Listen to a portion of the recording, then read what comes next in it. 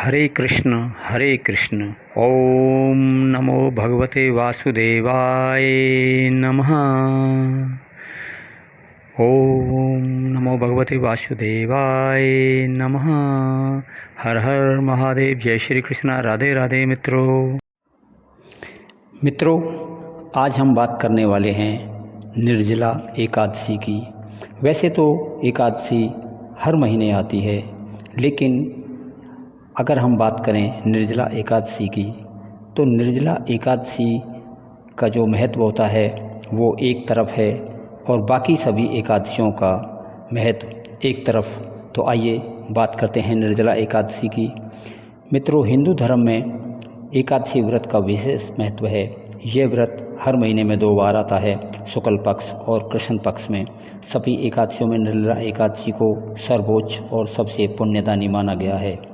यह एकादशी ज्येष्ठ मास के शुक्ल पक्ष में आती है और वर्ष 2025 की अगर हम बात करें तो निर्जला एकादशी 6 जून शुक्रवार को मनाई जाएगी।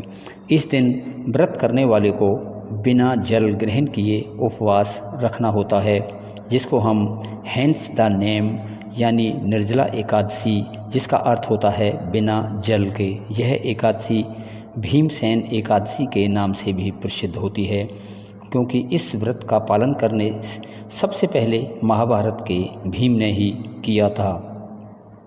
निर्जला एकादशी का हम जैसे कि बता चुके हैं 2025 में इसका समय है 6 तारीख से भोर में 2:15 से शुरू हो जाएगा। पूरे दिन 6 तारीख को एकादशी रहेगी और 7 तारीख को सुबह 4:50 पर समाप्त होगी। तो जो लोग 6 तारीख को व्रत करेंगे उनका पारण 7 तारीख को होगा, और जो 7 को व्रत कर रखेंगे मित्रों उनका पारण 8 तारीख को अगले दिन होगा। मित्रों, निर्जला एकादशी का इतिहास और पौराणिक कथा की अगर हम बात करें तो निर्जला एकादशी का व्रत पुराणों में विष्णु पुराण और पद्म पुराण में विस्तृत रूप से किया गया है। इसकी सबसे प्रमुख कथा भीमसेन से जुड़ी हुई है, जो कि इस प्रकार है। आइए सुनते हैं इस कथा को। पांडवों में भीमसेन को बहुत भूख प्यास लगी थी और वे खाने पीने के लिए बहुत शौकीन भी थे। युधिष्ठिर, अर्जुन, नकुल और सहदेव हर एकादशी का व्रत रखते थे, लेकिन भीम यह कठिन तपस्या नहीं कर पाते थे। उन्होंने ऋषि व्यास से मार्गदर्शन मांगा और कहा कि वह व्रत नहीं कर सकते हैं, लेकिन उन्हें भी पुण्य की प्राप्ति हो। कृपया ऐसा हमें कोई उपाय सुझाइए। व्यास मुनि ने उन्हें बताया कि यदि वे सभी एकादशियों का पुण्य एक साथ प्राप्त करना चाहते हैं तो उन्हें ज्येष्ठ शुक्ल पक्ष के निर्जला एकादशी का कठोर उपवास करना होगा, जिसमें एक बूंद जल भी ग्रहण नहीं किया जाता। भीमसेन ने इस कठिन व्रत को श्रद्धा भाव से किया और इसलिए यह व्रत भीमसेनी एकादशी के नाम से भी प्रसिद्ध हो गई। मित्रों, अगर हम निर्जला एकादशी के महत्व की ओर बात करते हैं, सभी एकादशियों का फल जैसे कि हम बता चुके हैं एक तरफ होता है। कहा जाते हैं कि यदि कोई व्यक्ति वर्ष भर एकादशी नहीं रख सकता तो वह केवल निर्जला एकादशी का व्रत करने से भी उसे 24 एकादशियों का पुण्य प्राप्त होता है। मोक्ष की प्राप्ति का मार्ग की अगर हम बात करें, इस व्रत को करने से व्यक्ति को जीवन के पापों से मुक्ति मिलती है और मृत्यु के बाद भी विष्णु लोक की प्राप्ति होती है। यह व्रत जन्म जन्मांतर के पाप को भी नष्ट करता है। दान और पुण्य की विशेषता की बात करें, इस दिन का दान विशेष महत्व होता है।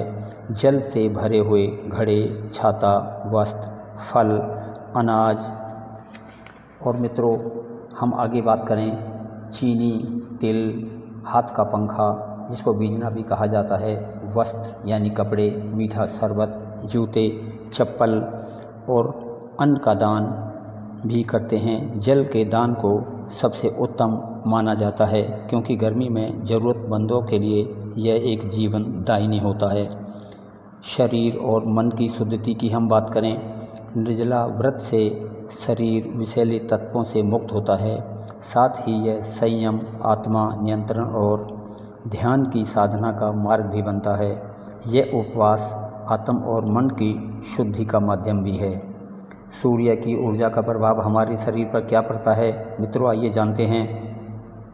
ज्येष्ठ माह गर्मी के चरम समय का प्रतीक होता है।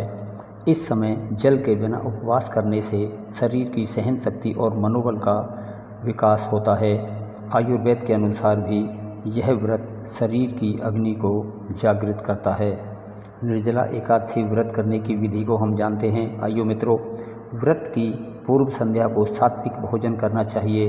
रात को जागरण करना बहुत उत्तम माना गया है।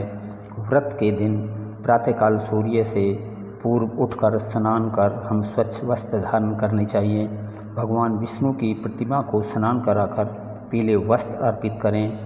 तुलसी दल, फूल, फल, दीप और नैवेद्य से भगवान विष्णु की पूजा करें। ओम नमो भगवते वासुदेवाय।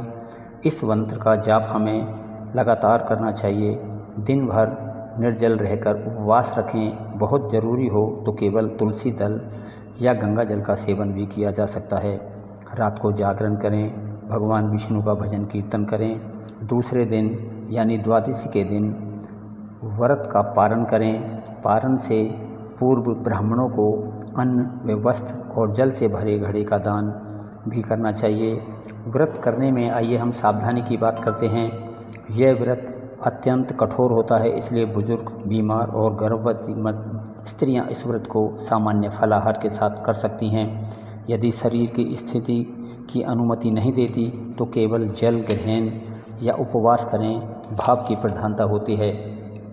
मित्रों, व्रत के वैज्ञानिक लाभ को अगर हम देखते हैं तो ये डिटॉक्सिफिकेशन का काम करता है। निर्जला उपवास शरीर से विषैले तत्वों को बाहर निकालने में सहायक होता है।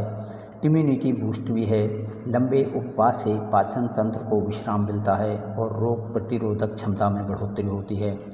मानसिक स्थिरता की हम बात करें, यह व्रत मानसिक एकाग्रता और संयम को बढ़ाता है, जिससे ध्यान और साधना में सहायता मिलती है। समाज और लोकाचार के महत्व को हम देखते हैं। कई स्थानों पर इस दिन जल दान और छबीलें लगाई जाती हैं, जहां राहगीरों को ठंडा पानी, शरबत और फल वितरित किए जाते हैं। धार्मिक संस्थाएं और भक्तजन इस दिन वृक्षारोपण भी करते हैं, भजन संध्या करते हैं, भागवत कथा आदि का आयोजन भी करते हैं।